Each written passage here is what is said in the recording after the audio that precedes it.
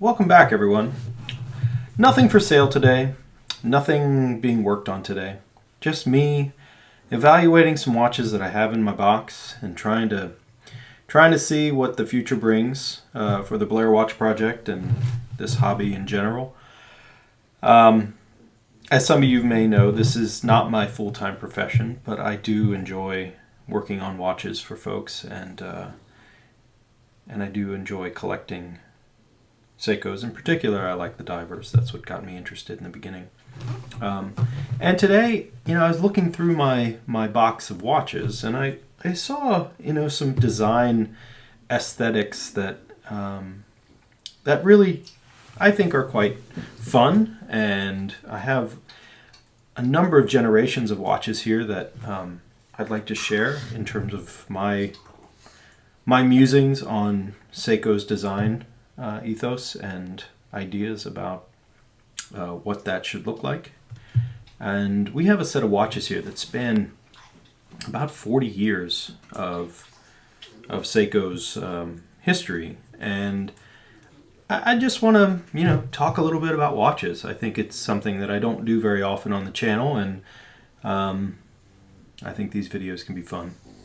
So before we get too far, let's do a quick wrist check. I know folks like a wrist check every once in a while, so give me a second and we'll set that up.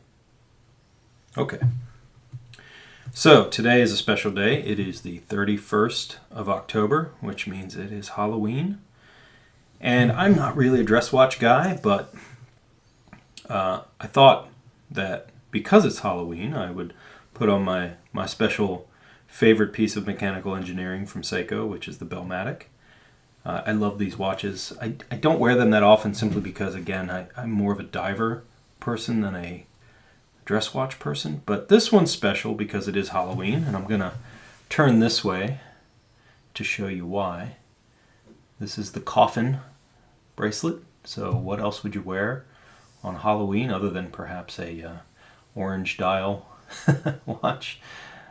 But this one's got the coffin bracelet, so it is appropriate for Halloween. Anyway, that's my Halloween day watch. All right, let's get back. Okay, so the way I've sort of set things up here is we have a series of divers, starting on the left with the earliest and ending on the right with some of the more modern. I'm not a modern Seiko person, so my knowledge ends about here. I'd say maybe here.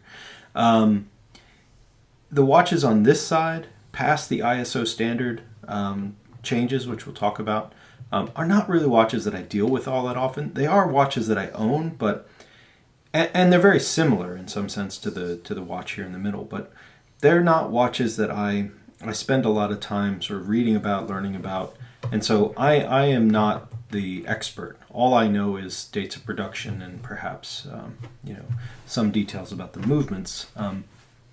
My wheelhouse is down here. For those of you who are familiar with the channel, know that I'm a vintage guy.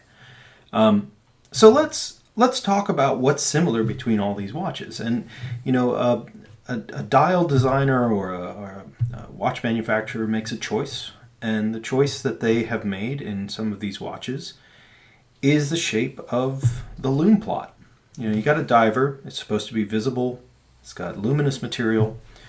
And in the beginning, Genesis, being the 62 Mas, was a choice of a set of rectangles, some slightly more square than others, but definitely rectangles with these trapezoidal lume plots in the off the axes. The axes have square plots, but the other ones are somewhat of trapezoids. And they have this beautiful bubblegum green kind of lume. And this is a particularly nice early model, is a 66, 62 Mas. It's just in really great shape. But they started here. They made the decision, we're going to go with a square shape. And for those who do know Seiko, they have many different variations on this square edge or right-angled sort of lume plots that are reflective. And they continued that trend. So On the Dynie side of things, these are 6000 series movements. So this is, of course, a 6217, which is a date only. The next in line, of course, is the second generation. This is a new old stock. Still got some blue in there. 6105, 8000. This one is an unworn watch, which has its original band and everything. It's a pretty stunning piece. But they shifted a little bit away from the rectangles and went to a more square on the off the axes and more rectangular with an arrow on the top. And that arrow is going to be a theme that continues on all the way up 40 years past this production point. So that's where they were going. Dynie got involved a little bit, and these are really Genesis for the modern day watches. Modern SKXs and all the sort of, you know, divers of today, it turns out, have their origin in this watch. It turns out this is not the only watch from this era that has that designation, but this is what is often known as the poor man's 62 Mas, and this is a 7000 series. 7006 8050, and this one's from 69. It's actually a proof. So it's really the beginning of what would be a diver on the side of Dynie, which is the other house of Seiko. And they went with rectangular for these. And here's a slightly newer version of this watch. It's just that this is a resist from the early 70s with a different dial, but you can see the lume plot choice is rectangular, which is similar. If we jump back to the 6000s, of course the Willard and the symmetrical 6000, 6105, they share a dial, basically true to 100% true to form. These are exactly the same dial, but just in a different case. And so, you know, the comparison is 1-to-1 with these. But now, I'm going to jump to a watch that is a slightly different version of the watch that people probably associate with the 70s and Seiko most of all, which is, of course, and I'm going to give it in my favorite incarnation, which is the origin of that watch, of course, what's called the Turtle. Now this is a 6306, which is the earlier, in between the standard 6309 and the Willard. But you can see here, they've got the arrow, looks like a sword with an arrow on top, and trapezoids again, and circles. Here's circles. So a lot of them are circles in this incarnation, and some of the other divers that came afterwards, even the quartz divers, the 7549s, 7548s, things like that.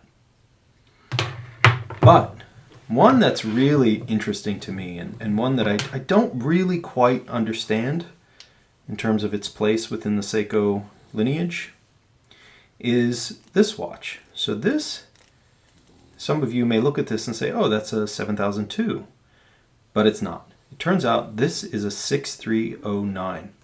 It's the slim case 6309 70, if I can get this to focus, 7290. It's a 6000 series with these square markers and that somewhat accentuated, no sword, but accentuated diamond. Very cool.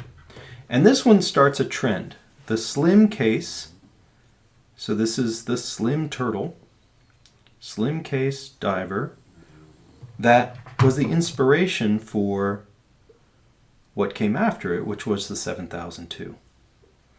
And the 7002, these are all before ISO standards, so 150 meter depth. This is a 7002, 7009, which many have lost their life to modding over the years. They were a cheap cool watch that people decided to make their own by changing them. This one remarkably survived in pretty good shape. Now there are versions of this. There are multiple different ones of this. Here's another version of this one. You can see the text on the bottom of the, if I can get that to focus a little bit, the text on the bottom of the dial is slightly different because of the transition from where they were made. This one was made in, I believe, perhaps, I don't know where this one's made. I don't think it was Japan, but certainly a transition over to either Hong Kong or Malaysia. I believe it's Hong Kong. These were much more complicated because there was lots of different parts and pieces that were assembled together from around the world. So this one has this interesting set of text here, which I'll read to you. It's 7009, movement Singapore, dial Japan, cased Hong Kong. So kind of giving everybody a little bit of credit in the process here. But that's the 7009. And then those transitioned beyond the ISO standard to another square loom plot watch, which is this one here. This is again a 7000, 7002. This is now the 7039. And you can see it's got a long text, but it's a different long text. They took out some of the detail of where things were at the time, but a very similar watch in structure and construction, a little bit different loom, style of loom, but still the 7002, 7009. They were transitioning production at the time. Now, talking about transitions, this one is truly a transitional watch. This is what is known as the 7002 7039 transitional. This is a sample case, so a new old stock case that never had a movement in it, but got a movement installed. And so now it's a functioning watch. But this is a Pepsi, of course, but it doesn't have the blue dial. It has a black dial, ISO standard dial with the 200 meter text, but a Pepsi bezel. Very cool watch. Somewhat rare. Rare. Nothing's rare. Hard to find, perhaps, in good shape. That's the way I'd leave it. Now, we've just spanned all the way up until the 90s. This is a 94. You go 10 years forward, and you're starting to get into the SKX line, which is, of course, very similar to what you would find in a modern movement. Now, what's interesting is that this watch itself has an identical movement from 1969 all the way up, basically until 2006, I think, is this watch. So this is a SKX 173, from November of 2006. So pretty interesting. They've kept all of that lineage all the way through. Square markers, the arrow at the top. This one actually still works in terms of its loom, which a lot of these have lost. But just a really neat set of watches. So you can see the 40 years of work to get them where they are now. All right, well, that's it. Just some fun. I hope you enjoyed my little exploration of some of the watches I like to look at. All right, thanks for watching.